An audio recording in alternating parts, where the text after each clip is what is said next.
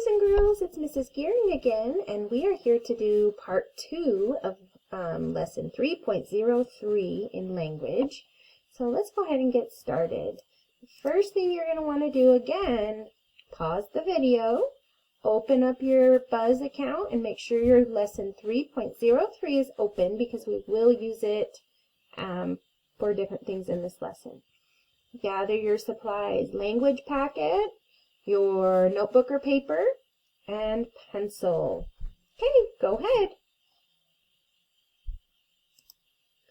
All right, next, let's look at what we're going to be learning today. So today we are going to be learning to write your opinion on a topic which we've been working on, and to use punctuation at the end of a sentence. So to start off, let's go to lesson 3.03, slide 8 together. You can just watch this on my screen. You don't have to open it up on yours. So watch and let's look at it. All right, so I wanted to open our lesson so we could look at some of our Buzz punctuation pals. So here we have that circle that we put at the end of sentences. What do we call that, boys and girls? Period. Good. And she is called Poppy the period. She stops on the spot. You pause at the end of a sentence when you see a dot or a period. So remember to pause when you're reading after you see a period. Here we have this cute little line with a dot underneath, and we call her Elizabeth the exclamation point. So tell Elizabeth the exclamation point to quiet her yell. She's around for important news like the candy just fell. So we use exclamation points to show when we have emotion, or a lot of times when we yell things, or excited or mad. Okay, when you see Quinn the question mark, do you feel a wee bit troubled? Don't worry, he's the mark that's the most puzzled, because question marks are when we ask someone or something. Okay, so those are our 3 punctuations that we want to remember here off of Buzz. And now we're going to practice that. So we've got some sentences here that do not have punctuation. Let's work together and figure out what they're missing. So read this with me. If you can, read along. Otherwise, just follow along and listen. The frog sat on the lily pad. So if we were going to add punctuation, what do you think we need? A period, question mark, or exclamation point. The frog sat on the lily pad. That is just a statement. So we would use our period. Next one. Why do frogs like to eat flies? Now, when you notice this word at the beginning, why, that tells me that's a question word. Why do frogs like to eat flies? What would you put on the end? Hopefully you said a question mark. All right, next sentence. I caught a huge frog. This seems like something you might be a little bit excited about. Maybe you would put an exclamation point. Okay, next one. Look out! If something was maybe falling, or you needed to say, look out! What do you think should go at the end? I agree. Exclamation point, because you're showing emotion. You're excited about something or scared about something. How do frogs sleep? I see another one of these words that I know are question words. So hopefully you agree that we should put a question mark. Okay. Frogs make good pets. Sounds like a statement to me, just a sentence that's stating something, which is actually my opinion if I think frogs make good pets. Whoops. All right, I would put a period at the end of my statement. Good work, boys and girls.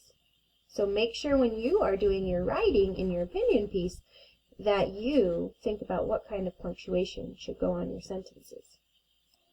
Okay, so for the second part of our lesson here, the last part of our part 2, we are going to work on our opinion writing. And remember, an opinion is something you think or feel. And we are going to do, let's look at this question. What is the best way to catch a frog? Look at the picture on our slide here. There's a little boy catching a frog in some water. So if you were to think what the best way to catch a frog by looking at this picture, I think, what could you use to catch a frog? Just looking at that picture. Hopefully you said you could use a net.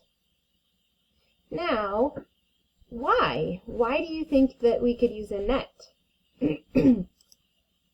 Well, one reason, if you're answering my questions as you're watching this video, is because that frog is big,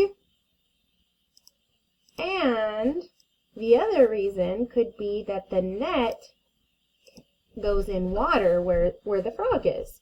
So good, those are good, that's a good opinion and good reasons to support your opinion. So last week you worked on brainstorming your opinion with Mrs. Guitron, and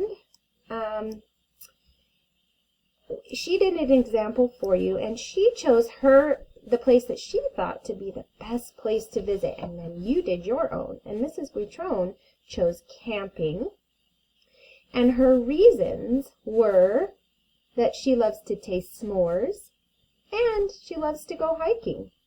So she did think, decide, explain, and then with Mrs. Lee, you were able to complete the cake graphic organizer, and she filled it out with, I think the best place in the world to go is camping because I like to taste s'mores and I can go hiking. So what I would like you to do is go to Buzz, lesson 3.03, like I asked you to open up, and I want you to watch the video on slide 10 about writing your opinion.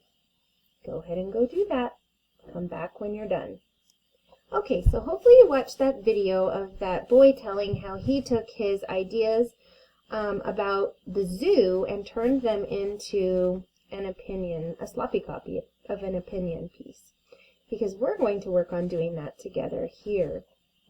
So we're going to use our graphic organizer, which was our cake paper, and we're going to turn it into a sloppy copy. So get out your graphic organizer and a blank piece of paper to write, or your notebook, to write your sloppy copy. And go ahead and do that right now. Pause the video if you need to go get it. Hopefully it's right next to you from the beginning of the lesson. Okay, so here I have my copy of my graphic organizer, and I've taken Mrs. Guitron's ideas and put them into my graphic organizer, and you guys should have your graphic organizer filled out from last week when you submitted it as a Buzz submission. So I think the best place in the world to go is camping because I like to taste s'mores and I can go hiking. So remember, when we're writing a sloppy copy, we are taking our ideas from our graphic organizer and putting them onto a piece of paper. And remember, a sloppy copy is not our final. It's just a place where we're going to put our first copy of our writing. Then we'll edit it and you'll do a clean copy. So the first thing I want to do is start with my first part from my graphic organizer. So my first part is, I think, and you're going to want to remember, we start with capital letters to start our sentences. We use finger spaces between our words, and we use punctuation at the end of our sentences. So I'm going to start by copying my graphic organizer onto my paper. I think the best place and I don't have a lot of room left. I try not to squeeze too much in that first line. I go to the next line. In the world to go is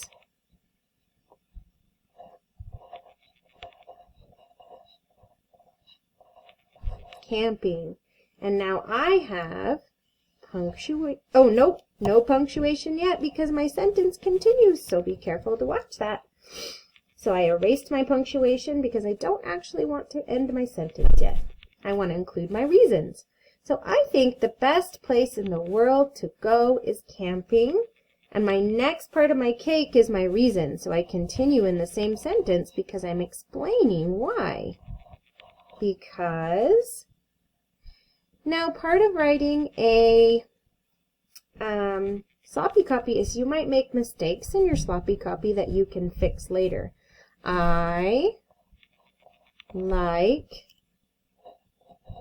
to taste s'mores. Okay, that's my second layer of my cake. Now I need to include my third layer. And I can go hiking. Okay, now this would be my sloppy copy. And as you watched me write, if you know anything about I by itself when we're talking about ourselves, we always capitalize I when it's by itself. So now that I have my sloppy copy written, the one thing I want to do is go back and correct any mistakes I made as a revision. And you'll do that in the next lesson, in the next Buzz lesson. 3.04, you will go through the slides and you will have a part where you revise your sloppy copy. But I do want to just show you what I would do once I'm to my revision. I would want to make sure and go back and look, do I have a capital letter to start my sentence? Do I have finger spaces between my words? Have I spelled the words the best that I can using the letter sounds I know? What about some sight words I know? I know how to spell some sight words like the. Okay. Have I capitalized I when I use it by myself? Ooh, I corrected that one. Have I capitalized I by myself throughout the whole paper? I fixed that one. Do I have finger spaces? Ooh, this one, go hiking is 2 words. And it looks to me like I put them as 1 word. So if this were just my sloppy copy, I know I can cross it out and rewrite it. Then I noticed, what else did I forget, boys and girls, that should be on the end of my sentence? Punctuation. Make sure you include that. Okay, now at the top of my paper, I have some space, and I think I would like to work on a picture of my camp out. And I think I would just like to draw my tent. Some trees, maybe my